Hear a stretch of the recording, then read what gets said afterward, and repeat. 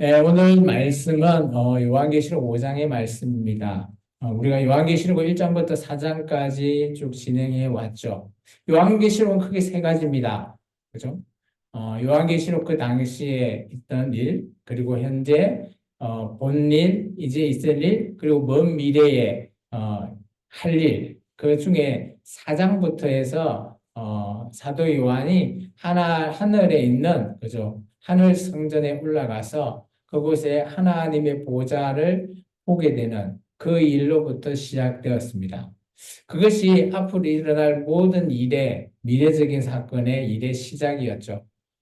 우리가 그런 장면은 오늘 뭐 이리로 올라오라 라고 했던 그 말을 듣고, 음성을 듣고, 하늘에 있는 하늘 보좌에 올라간 사도 요한. 이런 부분은 우리가 구약 성경에 봐도 에스겔이, 그죠? 하나님께서 에스겔이, 그죠? 그발 강가에 앉아 있을 때 막 순식간에 에스겔의 머리채를 잡고 예루살렘에 있는 그런 모습을 보여줬듯이, 하나님께서는 전지전능하시기 때문에, 그죠? 그곳 하나님의 보좌에 있는 곳을 우리가, 그죠? 어떻게 우리 생각으로는 할 수 없지만 하나님께서는 그런 공간에 충분히 공간 이동이 가능하다라고 봅니다.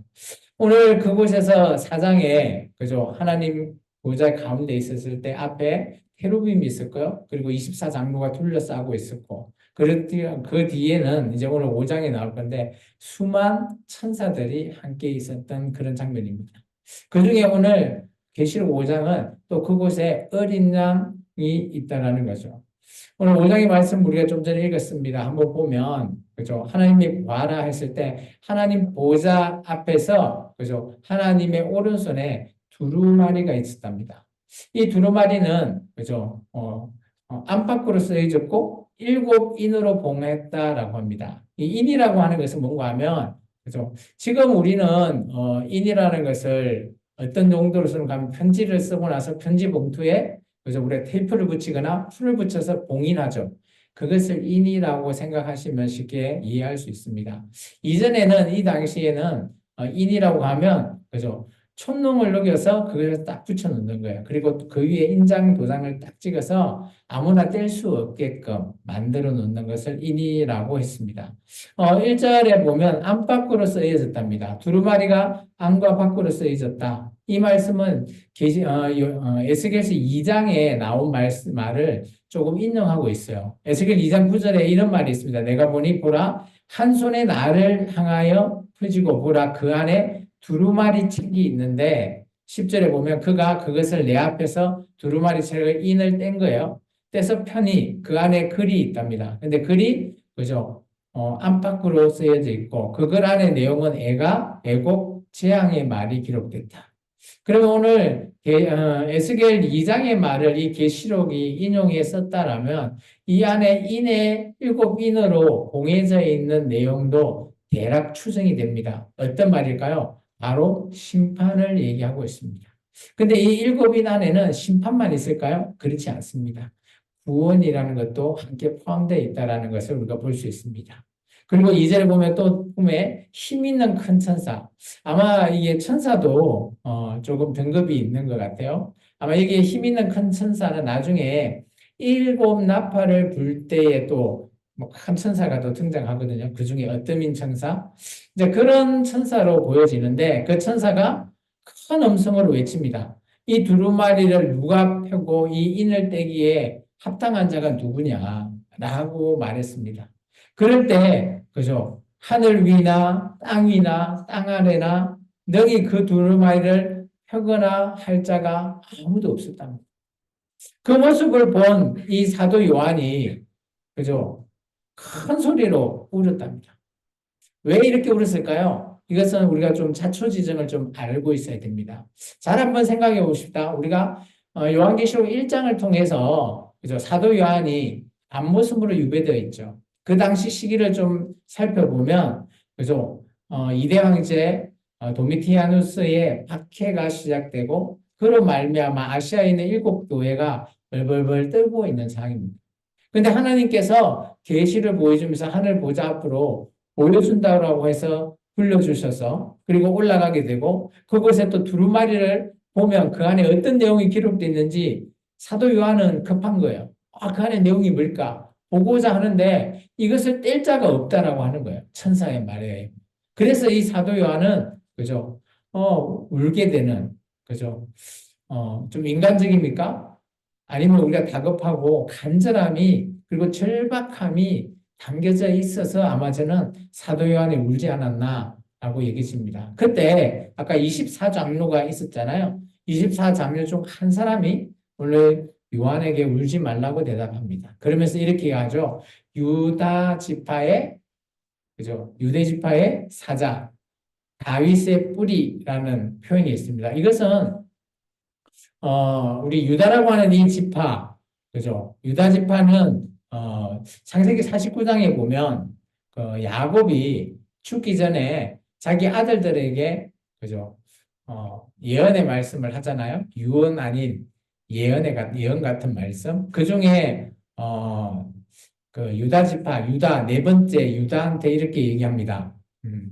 유다는 사자 새끼다라고 얘기하죠. 그래서 이 사자는, 그죠? 메신저가 아니라, 그래서 천사가 아니라 정말 라이온, 우리 동물의 사자를 얘기합니다. 그러면서 사자가 어떤 동물 중에 사자를 뭐라고 우리가 비유하죠? 동물의 왕이라 그러잖아요. 그러면서 10절에 보면 이 유다가 왕이 될 거라는 것을 얘기하는 거죠. 그러면서 유다 지파의 사자, 그리고 다윗의 뿌리. 이 다윗의 뿌리라고 하면 누구가 떠오르죠? 바로 우리는 예수님을 떠올리잖아요. 그가 이겼다. 그러면 예수님께서 이 땅에, 그죠? 십자가에서 죽으시고 그거로 말미암아 오늘 하나님 우편에 앉아 계시면서 능히 이 두루마리와 인을 떼실 충분한 분은 오직 그 예수님밖에 없다라는 것을 설명하고 있는 겁니다. 그래서 오늘 이 말씀을 통해서, 그죠? 사도 요한은 좀 궁금하죠.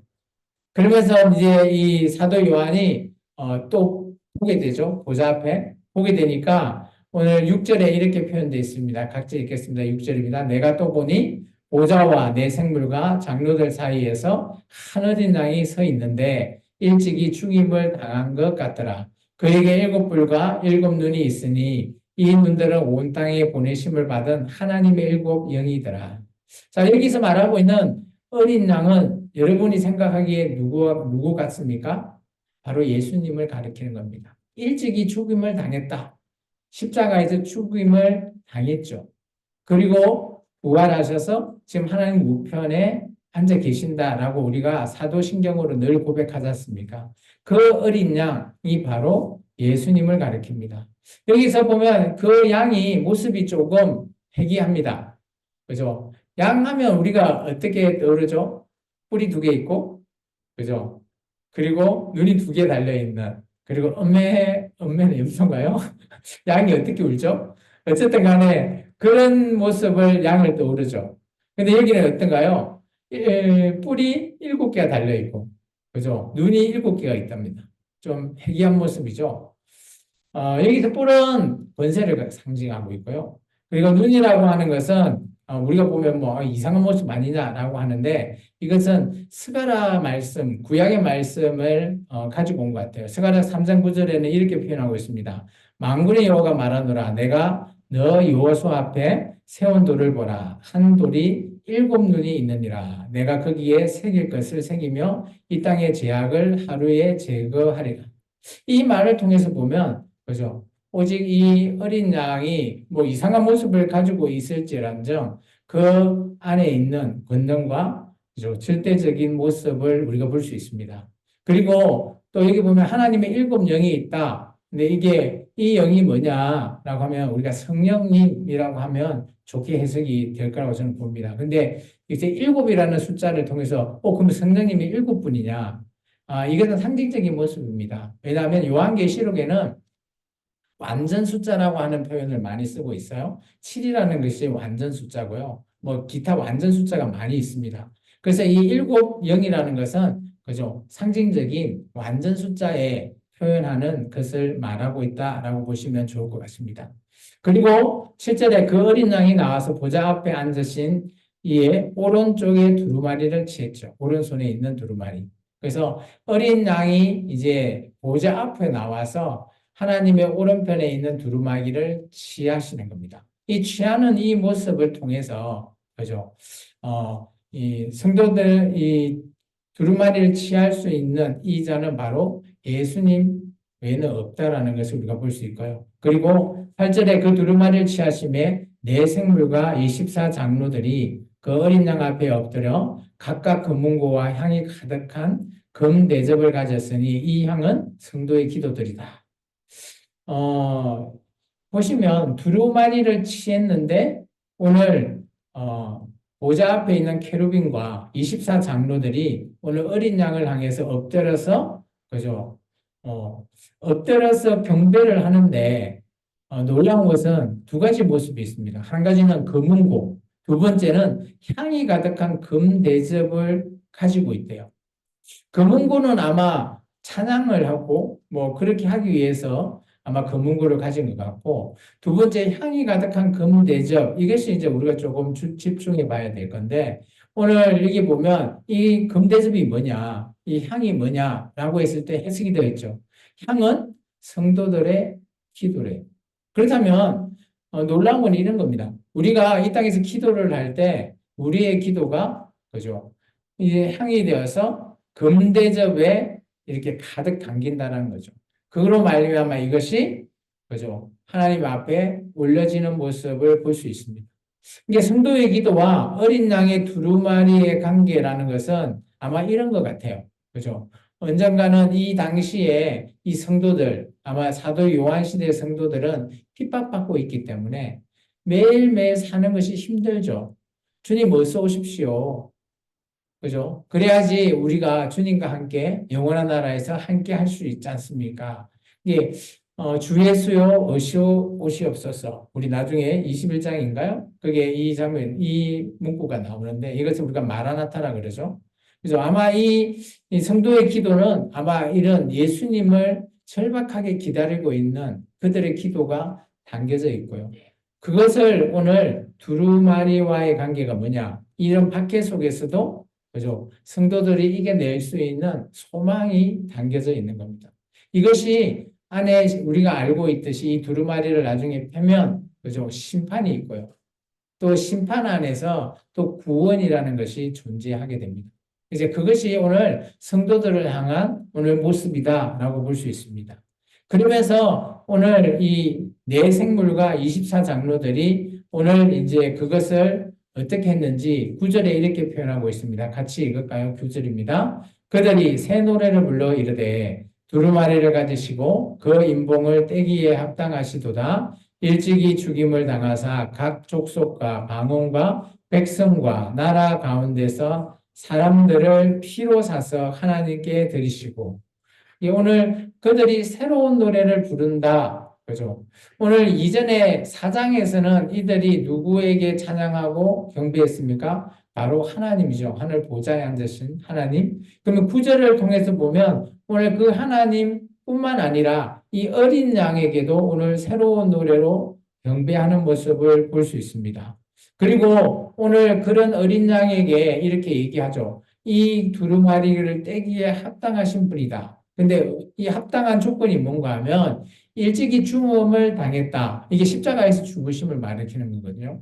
근데 그 십자가의 죽으심으로 말미암아 오늘 어떤 영향력이 있냐? 첫 번째, 각 족속, 그리고 방언, 그리고 백성, 모든 나라 가운데 사람들, 이런 사람들을 피로 샀다라는 겁니다. 이게 바로, 그죠? 속전, 속랑이라는 겁니다. 피로 사셨다. 예수님께서 십자가에서 죽으심으로 이 땅에 있는 모든 사람들, 그죠? 족속이나 방언, 백성, 나라 가운데 사람들, 이 땅에 있는 모든 사람들을 향해서 예수님께서 일찍이 죽음을 당하셨다는, 그죠? 이 땅에 오셔서 십자가에서 죽으셨다라는 것을 얘기합니다. 이게 십자가의 이 사건은 이 땅에 있는 모든 사람들을 예수님을 피로 말미암아 속량하셨던 사건을 얘기합니다. 그리고 나서 그것을 하나님께 드리는 겁니다. 그리고 10절입니다. 같이 한번 읽어볼까요? 그들로 우리 하나님 앞에 나라와 제사장들을 삼으셨으니 그들이 땅에서 왕노릇하리로다 하더라. 그 이후에 오늘 이런 어린 양을 그죠 찬양하고 그런 어린 양이 합당한 자라 말한 이후에 하나님 앞에 나라와 제사장으로 삼는다. 이거 떠오르시지 않나요? 구약에 그게 바로 출애굽기 19장 5절에 6절 말씀이죠. 그죠? 하나님이 원하시는 그런 소망, 그죠? 네가 내 백성이 되면 내가 너를 그죠 내 소유가 되고 그리고 제사장의 나라가 되고 그리고 거룩한 백성으로 내가 너와 함께 하겠다라고 하는 그것의 성취가 되는 겁니다. 하나님 앞에 나라와 제사장으로서 삼게 된다라는 거예요. 그리고 나서 네가 이 땅에서 그죠? 그들과 함께 왕노릇 한다라는 표현을 하고 있습니다. 그럼 그때가 언젠가 이게 천년왕국인가 아니면 새 예루살렘 때이냐 그거에 대해서는 이제 여러 가지 해석들이 있습니다. 그 부분은 나중에 우리가 조금 더 계시록을 읽어가면서 살펴보도록 하겠습니다.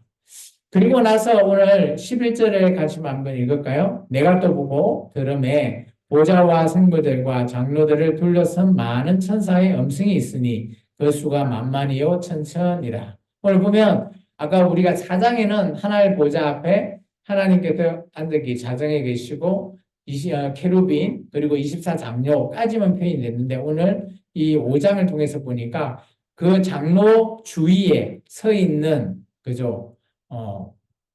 사람은 아니죠. 천사들이 있는데 그 수가 만만이요 천천이다 라는 표현이죠. 이 표현은 뭐 가장법으로 얘기할 수도 있죠. 그렇지만 아마 실제인 수일 수도 있습니다. 하나님께서 천사를 몇 명을 만드는지 우리는 알 수 없지만 아마 그 보좌 앞에 어마어마한 숫자들의 천사들이 함께 하고 있다라는 그 모습을 볼 수 있습니다. 그리고 12절입니다. 큰 음성으로 이르되 죽임을 당하신 어린 양은 능력과 부와 지혜와 힘과 존귀와 영광과 찬송을 받으시기에 합당하도다 하더라. 이게 모든 자들이 이 어린 양을 향해서 당연히 합당한 그런 대우를 받으실 분이 맞다라는 것을 인정하고 있죠. 오늘 우리가 예수 그리스도를 믿는다라는 것, 예수님이 하나님의 아들이시고 또 하나님이시라는 것을 우리가 믿는다라는 것, 우리가 인정한다라는 것이 중요하다는 겁니다. 오늘 그곳에 있는 보좌에 있는 모든 자들이 이 어린 양이 이전에 해왔던 이 십자가의 사건을 통해서 이 땅에 있는 모든 사람들을 피로 사신 그 사건을 인정하고 있는 것을 말하고 있습니다. 그러면서 13절입니다. 내가 또 들으니 이제는 들렸습니다. 하늘 위에와 땅 위에와 땅 아래와 바다 위에와 또 그 가운데 모든 피조물이 이르되 보좌에 앉으신 이와 어린 양에게 찬송과 존귀와 영광과 권능을 세세토록 돌릴지어다. 이 어떤 모습일까요? 요즘 같으면 그죠? 뭐 우리는 찬양대 찬양 아니면 큰 교회는 성가대 찬양으로 막 크게 울려 퍼지면서 영광을 드리는 그런 모습이지 않을까요? 이게 그런 소리를 들었다라는 거죠. 사도 요한이. 그런데 이게 놀라운 거는 뭐 하늘과 땅, 바다 모든 곳에서 그리고 모든 피조물이 그죠? 놀라운 거는 모든 피조물이 오늘 이 보좌에 앉아 있는 하나님과 그 옆에 있는 어린 양, 그 양을 위해서 찬양 그리고 존귀, 영광, 권능을 그죠? 이게 크게 찬양하고 그죠? 경배하는 모습을 보여준다라는 거예요. 오늘 놀라운 거는 그죠? 우리 또한 이 하나님과 예수 그리스도를 그죠? 경외하며 경배하며 찬양하는 것. 그러면 이 땅에서 우리도 찬양을 좀 많이 좀 해야 될 것 같은 생각은 들어요. 그죠? 오늘 아마 하늘 보좌에는 언제나 찬양 소리가 울려 퍼지지 않을까.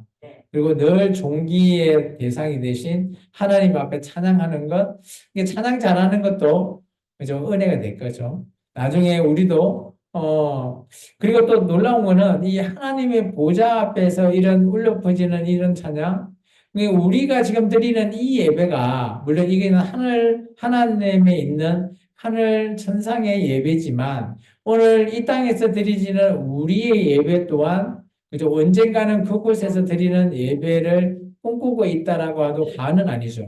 그래서 저는 이렇게 얘기합니다. 우리가 지금 이 자리에서 예배를 드리고 있지만 지금 우리의 이 예배도 하나님 보좌 앞에서 드린다는 거예요. 왜냐? 이 보좌의 앞에 있는 어린 양이 누굽니까? 예수님이잖아요. 예수님은 교회의 머리 되시고 오늘 우리는 교회의 지체잖아요.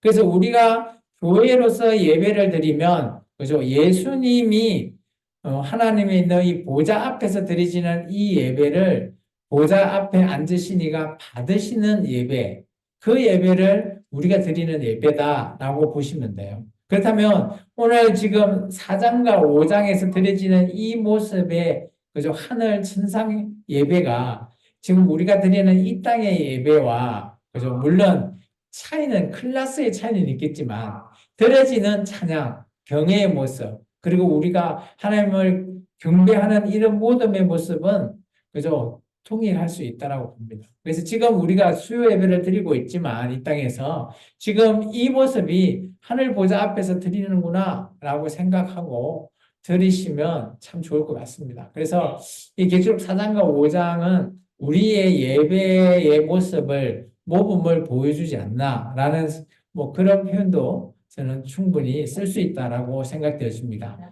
그리고 14절에 보면 그리고 내 생물, 이 키루빔이죠. 키루빔이 이렇게 합니다. 아멘하고 또 장로들은 엎드려서 경배한다. 그러면 우리가 예배는 어떻게 드려야 된다고요? 아멘, 아멘 하면서 드리셔야 되고요. 또 하나님 앞에 엎드려서 경배하셔야 돼요. 엎드려서 드려야 됩니다. 그것이 이 하나님 앞에 드리는 예배의 모습입니다. 그런데 우리가 엎드려서 요즘은 절을 하진 않죠. 어쨌든 간에 이런 모습은 그저 상징적으로 받아들이셔도 되고, 우리의 모습 가운데 우리의 이 안에 엎드려서 경배한다라는 것이 외형적인 모습의 예배뿐만 아니라 그 안에 담겨 있는 마음, 그 마음을 지금 우리가 진솔하게 드린다면 통일하지 않을까 저는 생각되었습니다. 그래서 우리가 계시록에서 말하고 있는 그죠 하늘의 이 하나님의 앞에 있는 이 여전에서 드리지는 이런 예배의 모습, 이런 모습이 우리가 드리는 매주 주일의 예배, 뭐 수요 예배, 기타 예배들이 드릴 때 하나님 앞에 나아가서 드린다라고 생각해 보십시오. 어떻게 드려야 될까요? 첫 번째, 두렵고 떨리지 않을까요? 그래서 두렵고 떨림으로 드려야 돼요. 두 번째는 뭘까요? 정말 우리 안에 하나님을 사랑하는 마음을 가지고 예배를 드려야 돼요. 그리고 또 뭐가 있을까요? 나아가서 우리의 모든 진심을 다해서 찬양과 영광과 존귀와 경배로서 드려야 되지 않을까. 그게 바로 진정한 예배의 모습이다라고 오늘 우리에게 보여주고 있는 하늘에서 드려지는 예배의 그런 모양을 사도 요한이 보고 그런 모습을 오늘 글로 적어 놓은 거죠. 근데 이런 모습이 과연 이제 우리가 생각하는 그런 상상의 모습과 다를 수도 있겠지만, 그런데 이 안에 있는 정말 중요한 메시지는 저는 통일하다고 봅니다. 사도 요한이 전하고자 하는 이 메시지는 우리가 하나님 앞에, 보좌 앞에, 그리고 하나님과, 그리고 그 앞에 있는 어린 양의 그런 관계의 모습의 예배를 통해서 예배라고 하는 것이 어떤 모습으로 우리가 나아가야 하는지를 우리가 잘 드리는 그런 우리가 되었으면 좋겠습니다. 조용히 하시고 오늘 5장에 보면 이렇게 큰 힘 있는 천사가 누가 인을 떼기에 합당하냐라고 했을 때 오늘 그 인을 떼시는 분은 바로 예수님이라는 거예요. 여기 인이라는 것이 이렇게 각각의 봉인되어 있는 이게 7개가 되어 있다. 그리고 7개 인으로 되어 있고 인으로 떼시는 그리고 알파와 오메가로 적혀 있는 어린 양, 그죠? 유대의 사자, 뭐 이런 표현으로 그림이 그려져 있는 것 같습니다. 오늘 이 말씀을 읽고 같이 말씀을 마칠까 합니다. 같이 읽습니다. 하나님의 심판과 구원의 계획이 담겨 있는 두루마리와 거인을 합당하게 되실 분은 오직 어린 양이신 예수 그리스도뿐입니다. 하나님께 드리는 우리의 기도는 반드시 응답됩니다. 그래서 오늘 드리는 우리의 기도, 정말 아까 봤듯이 금대접에 담겨서 하나님 앞에 올려지는 기도, 그 기도이기 때문에 우리가 늘 드리는 기도를 그죠? 어떻게 드려야 될까요? 여러분 각자의 생각과 여러분 각자의 드리는 기도의 모습을 다시 한 번 더 재조명 한번 해보면 좋겠습니다. 그래서 우리의 기도는 반드시 응답받습니다. 이 응답이라는 것이 이제 여러 가지가 있겠지만 어쨌든 간에 저는 우리의 기도는 하나님 앞에 그런 금대접에 올라가기 때문에 반드시 응답이라는 것을 받는다라고 봅니다. 그렇기 때문에 여러분도 하나님 앞에 응답받는 그런 기도를 통해서 하나님과 더 교제하고 더 관계가 좀 가까워지는 그런 저와 여러분이 되었으면 좋겠습니다. 기도하겠습니다.